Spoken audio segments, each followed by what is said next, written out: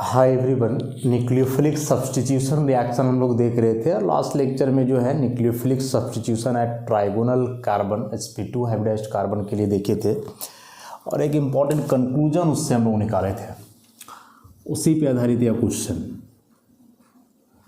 Which of the following can undergo nucleophilic substitution reaction. निम्नलिखित में से कौन न्यूक्लियोफिलिक सब्स्टिट्यूशन रिएक्शन कर सकता है?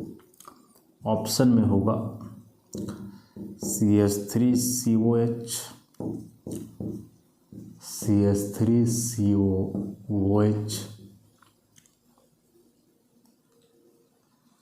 या यहाँ CH3 कर दो, ज़्यादा बेहतर होगा। फिर CH3COPR-T,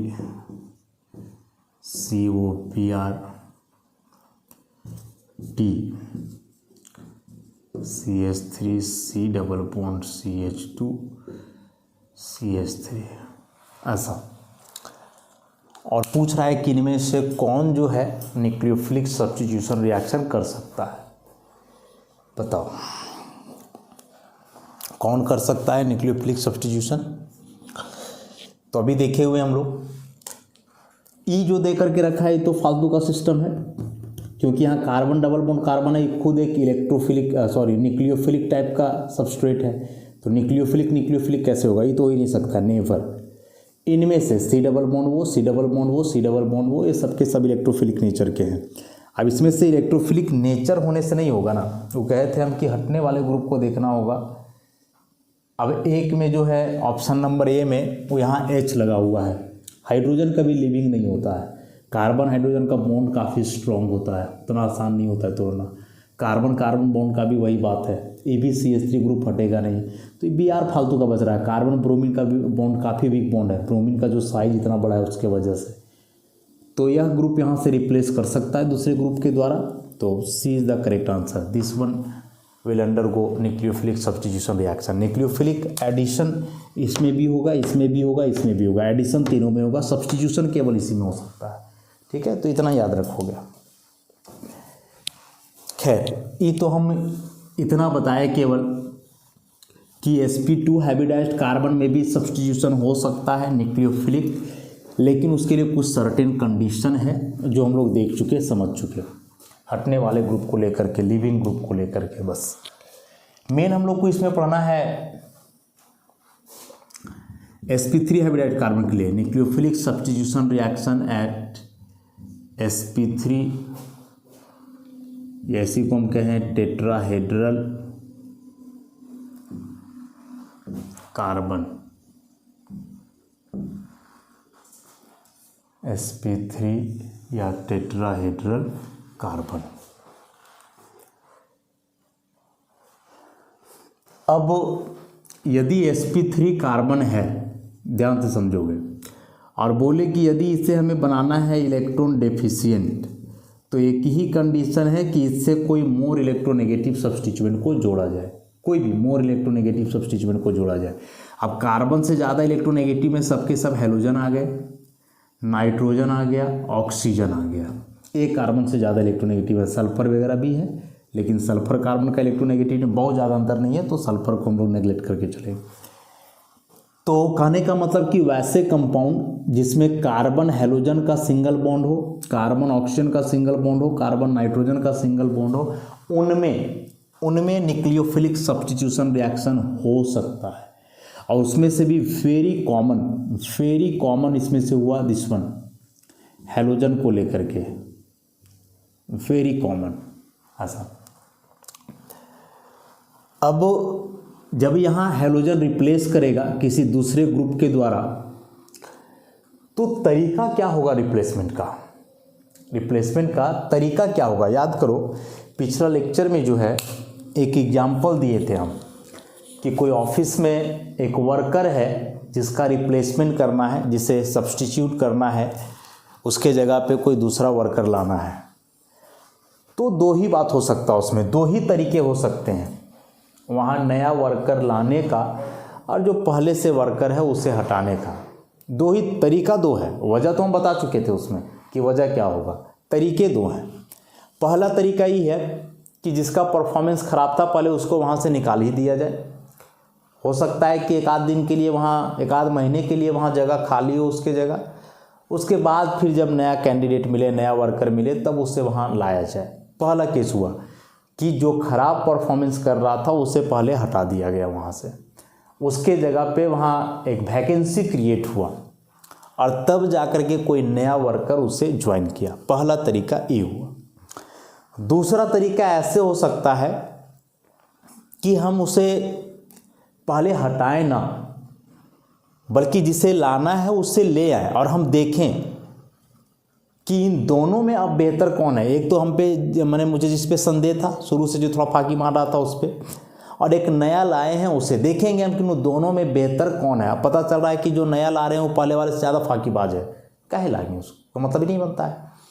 इसीलिए हम दोनों को वहाँ एक साथ रखेंगे और उसके बाद देखेंगे कि यदि नया वर्कर वो पहले वाले से कम फाकीबाज है, ज़्यादा मेहनती है, अच्छा परफॉर्मेंस दे रहा है, तब ऑटोमेटिकली ख़राब वाला वहाँ से हट जाएगा, बिना मतलब का वो हट ही जाएगा वहाँ से। ऐसा जैसे देखते नहीं हो कि कोई भी खेल है, क्रिकेट है, फुटबॉल है, उसमें कुछ एक्स्ट्रा प्लेयर होते हैं जिसे बेंच प्लेयर कहते हैं। बेंच पे बैठे रहेंगे, वे खेलेंगे नहीं, प्लेइंग 11 का जो है हिस्सा नहीं होंगे क्रिकेट और फुटबॉल की यदि हम लोग बात करें तो इसमें ऐसे देखा जाता है कि जो प्लेयर बेंच पे बैठा हुआ है उस टीम का हिस्सा अभी नहीं है खेल के दरमियान, और खेल में एक वैसा प्लेयर चला गया है जिसका परफॉर्मेंस खराब है, तो इसमें दो बात होता है कि जिसका परफॉर्मेंस खराब है उसको डायरेक्टली हटा करके कोई एक बेंच प्लेयर को हम ज्वाइन करवा दें वहाँ। दूसरा तरीका वैसे होता है कि हम उसको हटाएं ना, बल्कि जो बेंच प्लेयर है उसको भी खिलाएं और जो खराब परफॉर्मेंस कर रहा था उसको भी खिलाएं। उसके जगह पे कोई दूसरा प्लेयर है वहाँ से हटेगा और उसमें से जो बेंच प्लेयर है वो बना दे सेंचुरी, और जो खेल रहा था जिसका परफॉर्मेंस खराब था फिर से 0 पे आउट हो गया। तो उस केस में किसी को कुछ कहने का ज़रूरत नहीं होता है, वो जिसका परफॉर्मेंस ख़राब है ऑटोमेटिकली वहाँ से अंडरस्टूड हो जाता है उसके दिमाग के लिए कि अब टीम में मेरा कोई जगह है नहीं। वो लोग बोल बोल करके हटवा देते हैं कि भाई तुम जिसको बैठाए हुए थे वह बेहतर है, वो बढ़िया परफॉर्मेंस कर रहा है, तो जो वहाँ ज़बरदस्ती उसे हटाओ। ऐसा तो ये जो एग्जाम्पल हम दे रहे हैं दोनों में से एक ही बात हमें समझ में आ रहा है। तरीके दो हुए सब्स्टिट्यूशन का, एक कि जो ग्रुप पहले से हट रहा है उसे हटा दिया जाए फिर नया ग्रुप ला के जोड़ा जाए, और दूसरा कि दोनों एक साथ, कि जो नया ग्रुप लाना है उससे हम ले भी आए और जो ग्रुप को हटाना है वो धीरे धीरे वहाँ से उसका परफॉर्मेंस बिगड़ते जाए, धीरे धीरे वहाँ से वो हटते भी जाए। दो तरीका हम कह रहे हैं, और यही दो तरीके के आधार पे जो है इस न्यूक्लियोफिलिक सब्स्टिट्यूशन रिएक्शन को हम लोग दो कैटेगरी में रखते हैं, इसको दो क्लास में रखते हैं, और वे कौन कौन से हैं इसे समझ लेते हैं। वे दो तरीके हैं। Number 1 unimolecular nucleophilic substitution reaction, और दूसरा है बाइमॉलिक्यूलर न्यूक्लियोफिलिक सब्स्टिट्यूशन रिएक्शन।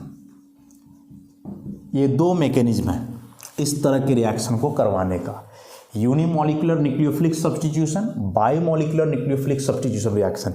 इनको सिंबलाइज कैसे किया जाता है उस चीज़ को ध्यान से देखोगे।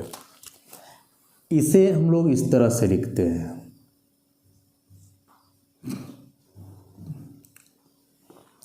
SN1, और इसे हम लोग लिखते हैं SN2। तरीका देखोगे, both S and N are capital letters, S और N दोनों कैपिटल है, और N जो है वह S का सबस्क्रिप्ट है। सबस्क्रिप्ट समझते हो ना, सबस्क्रिप्ट समझते हो, जो बेस में लगाया जाता है, जो बेस में लगाया जाता है। जैसे हम लोग ऑर्बिटल का नाम लिखते हैं ना PX, so here X is subscript, जो बताता है कि पी का जो लोब है यहाँ वह एक्स एक्सिस के अलॉन्ग होगा। डी एक्स वाई हम लोग लिखते हैं, जो बताता है कि डी ऑर्बिटल के जो लोब्स होंगे एक्स वाई प्लेन में होंगे। तो यहाँ ये एक्स वाई और एक्स सबस्क्रिप्ट है, और सबस्क्रिप्ट मतलब बेस में लिखा जाता है। वैसे ही SN1 में या एन सबस्क्रिप्ट है, N for nucleophilic, S for substitution and 1 is here for unimolecular. Uni का मतलब 1, मतलब क्या है इसका आगे देखेंगे अभी हम लोग। तो इसे ऐसे भी पढ़ सकते हैं, यूनिमॉलिक्यूलर न्यूक्लियोफिलिक सब्सटीट्यूशन। तो एस यहाँ सब्सटीट्यूशन है, और ये किस तरह का सब्सटीट्यूशन है वो बता रहा है यहाँ एन।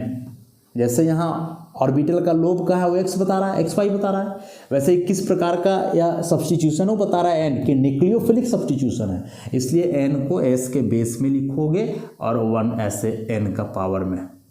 तो इसका मतलब यूनिमॉलिक्यूलर न्यूक्लियोफिलिक सब्सटीट्यूशन रिएक्शन। बहुत सारे बुक्स में जो है ऐसे लिख देता है SN1, बिना सोचे समझे गलत है। क्या हम ऑर्बिटल का नाम DXY ऐसे लिख सकते हैं? क्या हम ऑर्बिटल का नाम PX ऐसे लिख सकते हैं? यदि लिख सकते हैं ऐसे तो फिर ये सही है, और यदि ऐसे नहीं लिख सकते हैं तो सही होने का सवाल ही नहीं है, नेवर, पॉसिबल ही नहीं है ना। तो बहुत सारे बुक्स में वैसे लिखता है, तो बिना मतलब का, बिना सोचे समझे समझ जाओगे कि वह गलत है। और यदि तुम अड़े हुए कि सर गलत कैसे है, तो फिर यहाँ से समझ लो कि यदि तुम्हारे अनुसार DXY सही है देनू सही है, और यदि तुम्हारे अनुसार ये और दोनों सही है, इसका मतलब कि तुम पागल हो, हाँ मूर्ख हो, बेवकूफ़ हो। कोई कोई चीज़ का ठीक है कि कुछ ये नहीं होता है, मतलब नहीं होता है कि सर ऐसे लिखें क्या ही फर्क पड़े। भाई तरीके का अंतर है, तरीके का अंतर है। किसी से आप बात करो तो एक नम्र भाव से बात करो, और एक थोड़ा ऐंठ के बात करो, बात ही कर रहे हो, लेकिन डिपेंड कर रहा है ना तुम्हारे बात करने पे, तुम्हारा बिहेवियर पता चल रहा है, अगला का तुम्हारे साथ क्या इंटेंशन होने वाला है ये पता चल रहा है। तो इन सारी फालतू बातों को सोचना नहीं है, जैसे लिखा जाता है बस वैसे लिखना है। हम पहले ही बता दें कि बहुत सारे बुक्स में ऐसे हैं, बहुत लोग ऐसे बताते भी हैं, तो कोई मतलब नहीं है। और इसका मतलब है जो हम बताए कि एन इज द सबस्क्रिप्ट, जो बताएगा यहाँ कि किस तरह का सब्स्टिट्यूशन है, तो न्यूक्लियोफिलिक है, 1 यहाँ यूनिमॉलिक्यूलर के लिए। तो ये 2 तरह के मैकेनिज्म है जिससे sp3 कार्बन, जो टेट्राहेड्रल कार्बन होता है, वहाँ न्यूक्लियोफिलिक सब्स्टिट्यूशन होता है। हम SN1 शॉर्ट में कहेंगे और SN2 कहेंगे। बड़ा इंपॉर्टेंट चीज़ है, काफ़ी डिटेल में देखने वाले हैं इसे हम लोग। SN1 कहेंगे, SN2 कहेंगे, 2 रिएक्शन, SN1 SN2। इसके अलावे भी एक रिएक्शन होता है जो पढ़ेंगे हम लोग, SNI भी होता है, लेकिन this is not very common SN1 SN2। चूँकि पहले ही हम लोग देख चुके हैं कि यह जो चैप्टर हम लोग कर रहे हैं basics of organic chemistry, general organic chemistry, chapter तो अभी हम लोग पढ़ ही नहीं रहे हैं। इसका मतलब हुआ कि चैप्टर जब पढ़ेंगे ना तो उस चैप्टर में ये सारी चीज़ें आने वाली है, सब कुछ। अभी तो हम लोग बेसिक चल रहे हैं, अभी तो हम लोग अल्फ़ाबेट सीख रहे हैं, अभी तो हम लोग काखा गागा सीख रहे हैं, अभी तो हम लोग गिनती सीख रहे हैं, अभी तो हम लोग टेबल सीख रहे हैं, तरीका सीख रहे हैं मल्टीप्लिकेशन का, डिवीजन का। अभी मेन चैप्टर में आए कहाँ है, चैप्टर में आएंगे उसके बाद वहाँ सब कुछ यूज होना है। अब चलो इन दोनों रिएक्शंस को एक एक करके जो है हम लोग डील करते हैं, यूनिमॉलिक्यूलर न्यूक्लियोफिलिक सब्स्टिट्यूशन और bimolecular nucleophilic substitution, SN1 and SN2। इन दोनों को समझने के लिए जो है थोड़ा सा हट करके हम लोग अभी चलेंगे इसमें।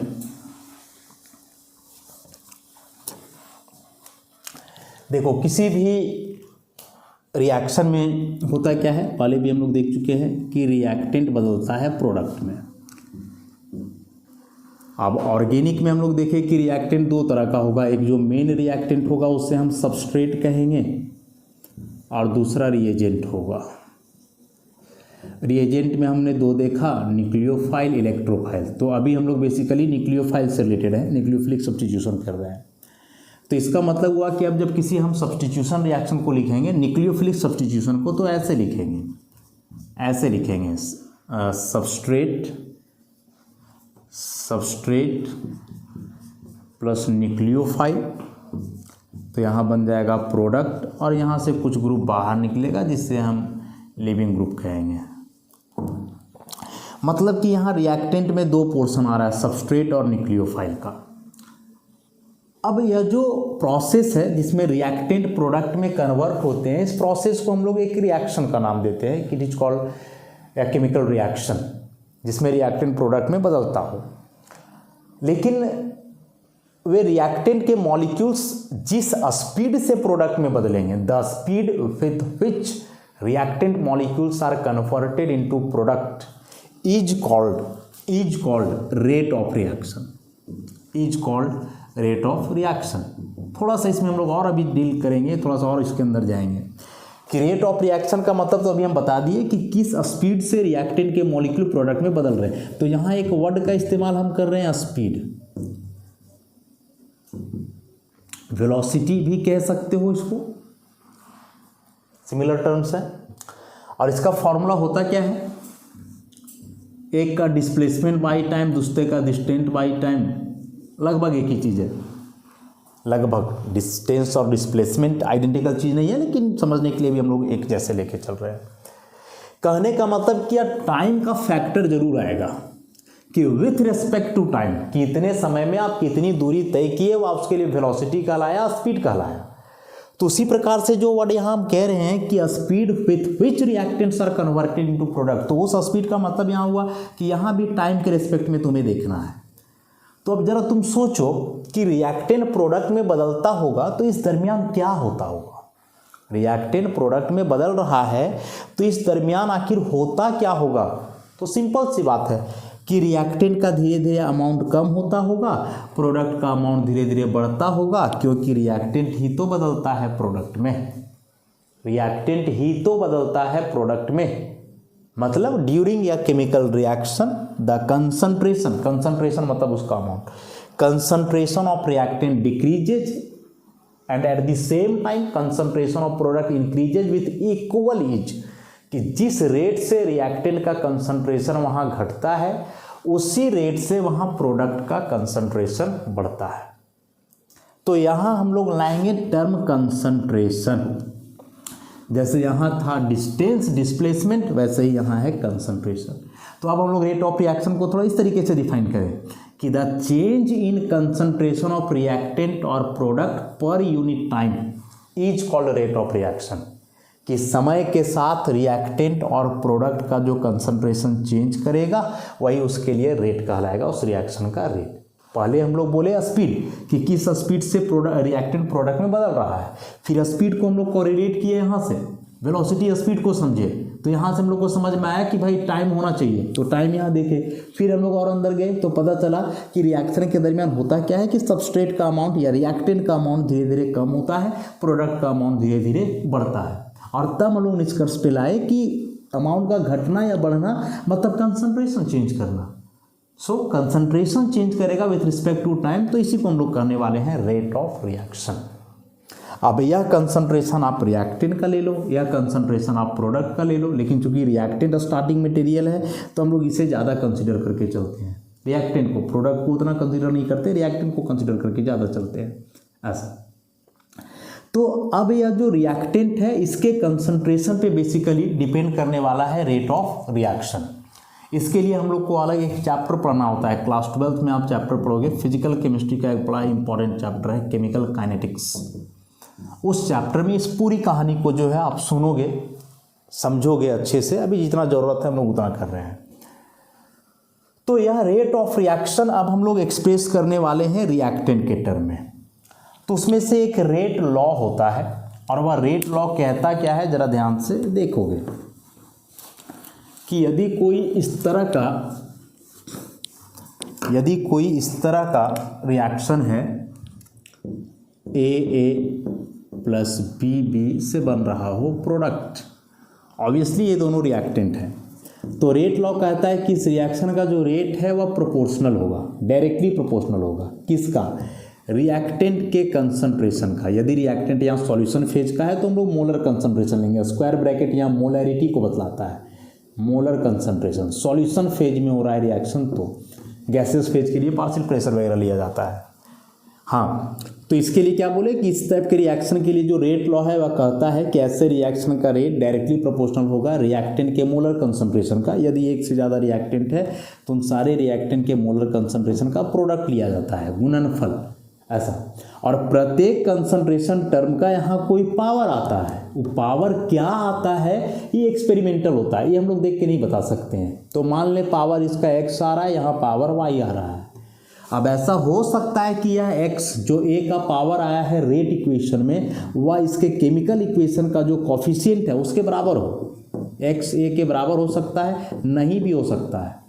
एक्सपेरिमेंटल हो गया तो सौभाग्य की बात है, नहीं हुआ तो दुर्भाग्य की बात है, उससे कोई मतलब नहीं है।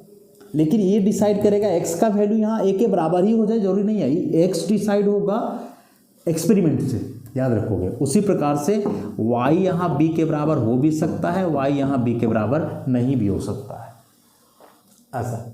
तो यही है रेट लॉ, जिसका कहना है कि किसी भी केमिकल रिएक्शन का जो रेट है वह उसके रिएक्टेंट के मोलर कंसंट्रेशन के प्रोडक्ट के प्रोपोर्शनल है, जिसमें प्रत्येक कंसंट्रेशन टर्म का एक पावर आता है जो एक्सपेरिमेंटली डिसाइड होता है, और वह पावर उसके स्टोइकियोमेट्रिक कॉफिशिएंट के बराबर हो भी सकता है, नहीं भी हो सकता है।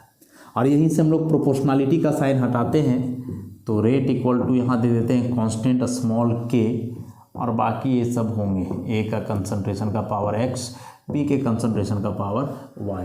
इस k को हम लोग रेट कांस्टेंट कहते हैं, वेलोसिटी कांस्टेंट कहते हैं, स्पेसिफिक रेट ऑफ रिएक्शन कहते हैं, ऐसा। और इस जगह पे जब यहाँ x और y जो कि a और b का पावर है, इस x और y को जोड़ोगे तो जो आएगा वह कहलाएगा ओवरऑल ऑर्डर ऑफ रिएक्शन।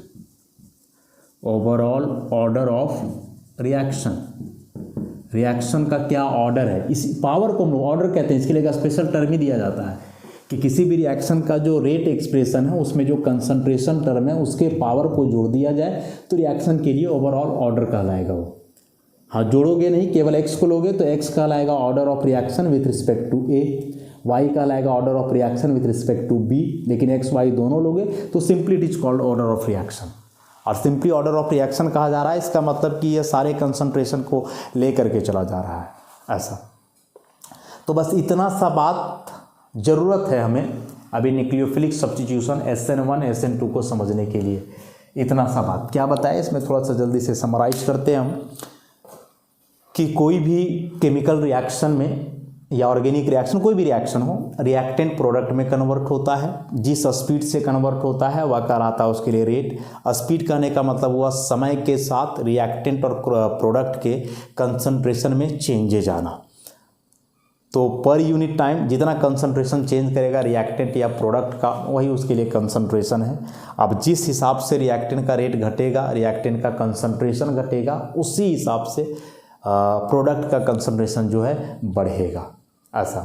तो यह जो एक का कंसंट्रेशन घट रहा है दूसरे का बढ़ रहा है, तो ऑब्वियसली पहले का बढ़ेगा तब घटेगा, ऐसा नहीं ना है। अरे एक का घटते जाएगा तब अगला का बढ़ते जाएगा, कि प्रोडक्ट का बढ़ते ही जाएगा। पहले बोलने का अंतर देखोगे, रिएक्टेंट का कंसंट्रेशन पहले धीरे धीरे घटेगा, देन प्रोडक्ट का बढ़ते जाएगा। इसको उल्टा नहीं बोलना है कि प्रोडक्ट का पहले बढ़ेगा तब रिएक्टेंट का घटेगा। अरे नहीं, पहले रिएक्टेंट का धीरे धीरे घटेगा, देन प्रोडक्ट का कंसंट्रेशन बढ़ेगा। इसलिए रिएक्टेंट को हम लोग मेन लेकर के चलते हैं और रिएक्शन के रेट को रिएक्टेंट के टर्म में ही एक्सप्रेस करते हैं। उसके लिए रेट लॉ है जो कहता है कि जो रिएक्शन का रेट है वह डायरेक्टली प्रोपोर्शनल होगा उसके रिएक्टेंट के मोलर कंसंट्रेशन के प्रोडक्ट का, जिसमें उस कंसंट्रेशन टर्म पे पावर आएगा। एक्सपेरिमेंटली डिटरमाइंड पावर होता है जो उसके स्टोइकियोमेट्रिक कोएफिशिएंट के बराबर हो भी सकता है, नहीं भी हो सकता है। और यहाँ से यह एक्सप्रेशन में जो पावर होता है इन कंसंट्रेशन टर्म का, उसी पावर को हम लोग कहते हैं ऑर्डर ऑफ रिएक्शन। पूरा पावर मिला करके लोगे, जोड़ करके, तो पूरे रिएक्शन का ऑर्डर हो जाएगा। और प्रत्येक कंसंट्रेशन टर्म का अलग अलग लोगे तो वह एक पर्टिकुलर कंसंट्रेशन टर्म के रिस्पेक्ट में ही होगा। इतना सा बात अब इसी का इस्तेमाल होने वाला है, और इसी के आधार पे जो है हम लोग अभी SN1 और SN2 रिएक्शन को समझेंगे, क्लासीफाई करेंगे, उसकी बात करेंगे अभी हम लोग SN1 और SN2 रिएक्शन का इसी हिसाब पे, इसी आधार पे। एक्सपेरिमेंटल समझना है बातों को, अंदाज से जो मन में आया है उसके आधार पे नहीं चलना है। डेफिनेशन यदि हम लोग कह रहे हैं SN1 SN2 की, आखिर क्यों उसे यूनिमोलिकुलर कहा गया, क्यों उसे बाईमोलिकुलर कहा गया, तो इस बात को समझना ज़्यादा ज़रूरी है। इसे ही हम समझेंगे।